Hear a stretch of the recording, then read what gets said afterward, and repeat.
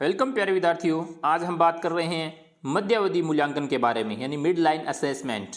यानी यह मूल्यांकन विद्यार्थी स्वविवेक से को करना है और विद्यार्थियों को सभी प्रश्न करने अनिवार्य है और आप शिक्षक की सहायता भी इसमें ले सकते हैं। यानी आप प्रश्न समझने में शिक्षक की सहायता ले सकते हैं।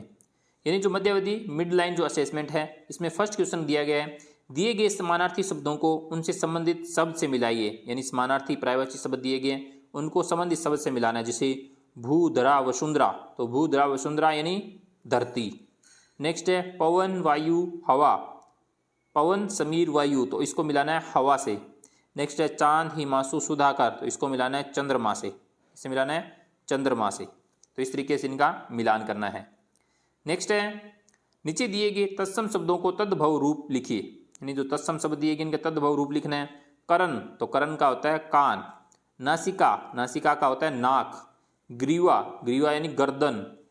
अक्षी, अक्षी यानी आंख। हस्त, हस्त यानी हाथ। अग्नि, अग्नि यानी आग। ये क्या है, इनके तत्सम से तद्भव में बनाना है। नेक्स्ट प्रश्न नंबर 3 है संयुक्ताक्षर युक्त शब्दों में से संयुक्ताक्षर ढूंढ कर लिखिए। यानी संयुक्ताक्षर युक्त शब्द लिए गए, इनमें संयुक्ताक्षर ढूंढ कर क्या करना है, अपने को लिखना है। जैसे संदर्भ, संदर्भ में भर यानी रब, ये है र और भ। फिर कृतज्ञ में क्री। फिर है नेक्स्ट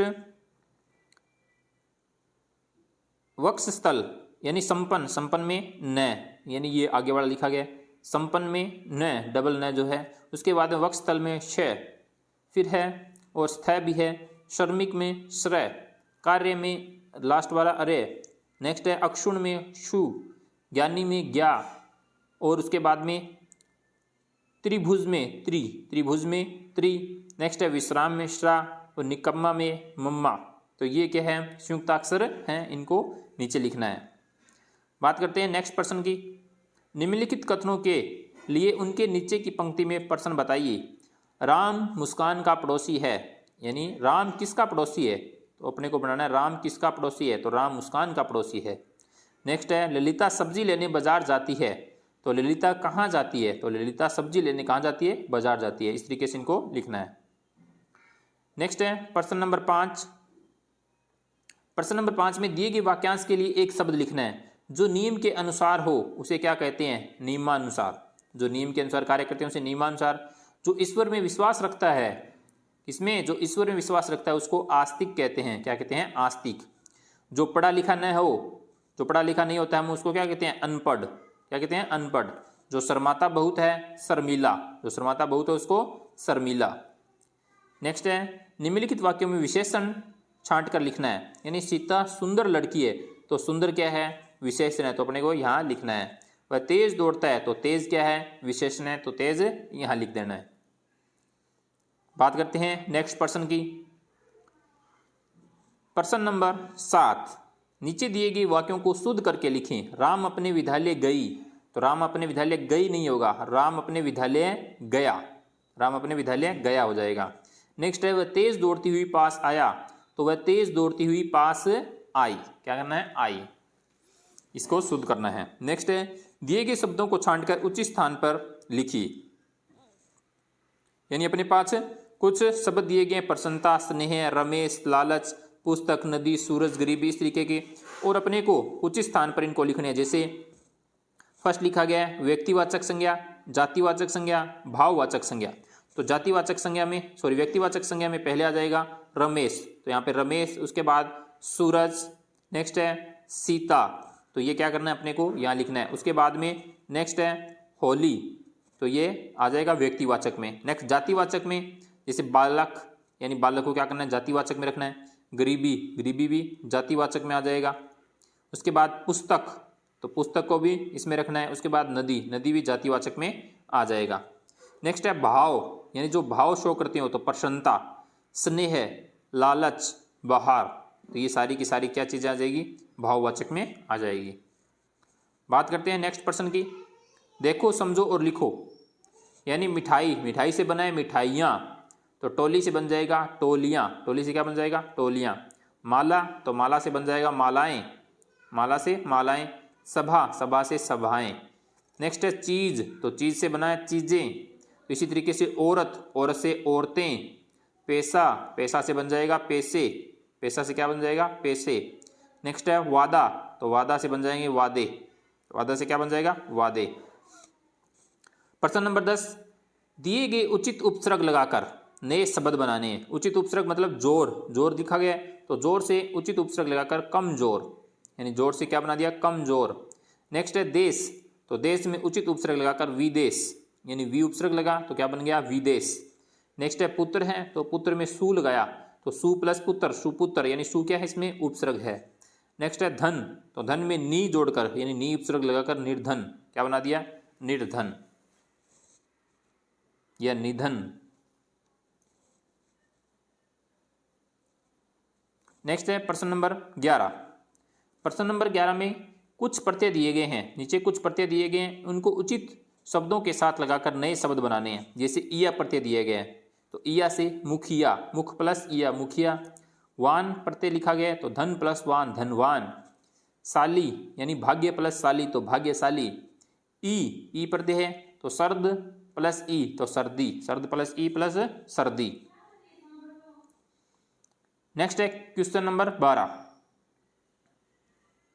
क्वेश्चन नंबर 12 में नीचे दिए गद्यांश को पढ़कर प्रश्नों के उत्तर दीजिए।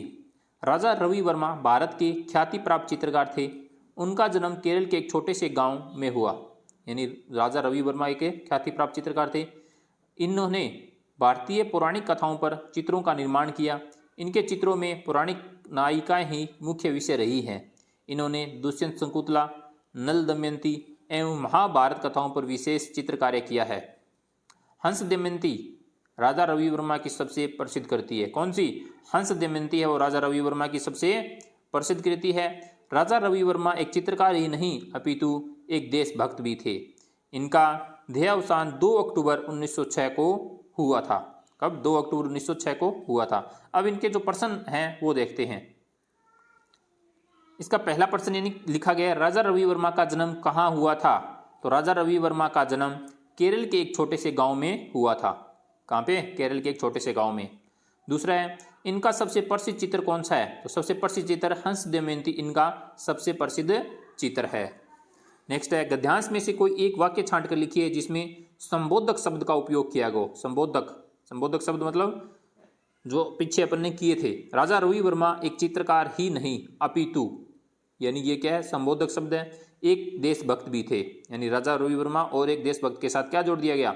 अपितु, यानी राजा रवि वर्मा एक चित्रकार ही नहीं अपितु एक देशभक्त भी थे। नेक्स्ट है, देहावसान किन 2 शब्दों के मेल से बना है? देहावसान किन 2 शब्दों के मेल से बना है?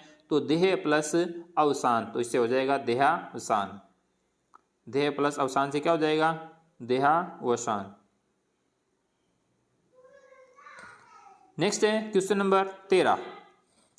स्वयं को राजकीय उच्च माध्यमिक विद्यालय सिरोही कक्षा 9 की छात्रा मानते हुए शुल्क मुक्ति हेतु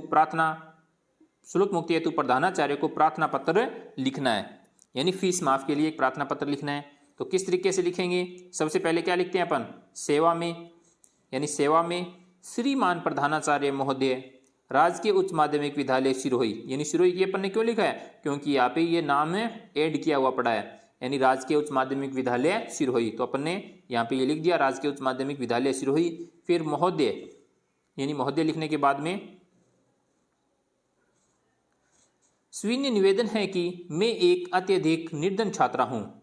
मेरे पिताजी का 2 वर्ष पूर्व स्वर्गवास हो गया है। मेरी माँ के पास आजीविका का कोई साधन नहीं है। मैं पढ़ाई करना चाहती हूँ पर फीस देने में असमर्थ हूँ। यानी वो क्या कह रही है? मैं पढ़ाई करना चाहती हूँ लेकिन फीस देने में असमर्थ हूँ। अतः आप मुझे विद्यालय शुल्क से पूर्णतया मुक्त करने की कृपया करें। क्या करें? आप मुझे जो विद्यालय जो शुल्क लेते हो उससे आप माफ़ करें, यानी पूर्णतया मुक्त करें, यानी माफ़ करें। फिर आपकी आज्ञाकारी शिष्या मोहिनी, यानी इसमें नाम नहीं दिया गया तो आप अपनी तरफ से नाम ऐड कर सकते हैं कि मोहिनी, और उसमें कक्षा इसमें दी गई है, यानी कक्षा कौन सी दी गई है? कक्षा 9 की छात्रा, यानी यहाँ पे लिखा गया है कक्षा 9 की छात्रा मानते हुए।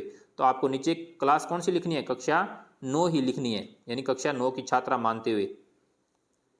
कक्षा 9 की छात्रा यानी कक्षा 9 लिखना है। दिनांक यानी जैसे 22 जुलाई 2022 को वो स्कूल में एडमिशन लेने के लिए आ रही है तो उसने उस टाइम लिखी कि मैं फीस देने में क्या हूँ? असमर्थ हूँ, तो आप मेरी फीस माफ़ करें, यानी प्रधाना महोदय को, सारे महोदय को ये लिख रही है।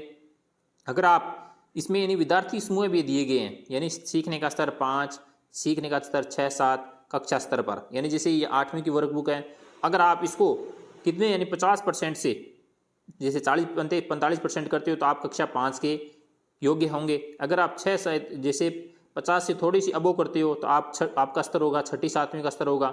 अगर आप यानी इसको अच्छे लेवल तक यानी कम से कम 70-75% तक कर देते हो तो आपका स्तर रहेगा कक्षा 8 का। तो इसलिए आप इसको अच्छे तरीके से पढ़कर यानी जो आपका मध्यावधि मूल्यांकन है इसको अच्छे तरीके से रीड आउट कर अच्छे तरीके से पढ़कर अपने जो शिक्षक हैं उनको अच्छे तरीके से वर्कबुक में करके दें, ताकि आपका स्तर क्या बना रहे, 8वीं का बना रहे, आपको 8वीं से कहीं पीछे के स्तर में न जाना पड़े। अगर आप चैनल पर नए हैं तो प्लीज़ चैनल को सब्सक्राइब जरूर करें, बेल आइकन को अवश्य दबाएं ताकि आने वाली वीडियो के नोटिफिकेशन आप तक पहुंचते रहे। Thank you.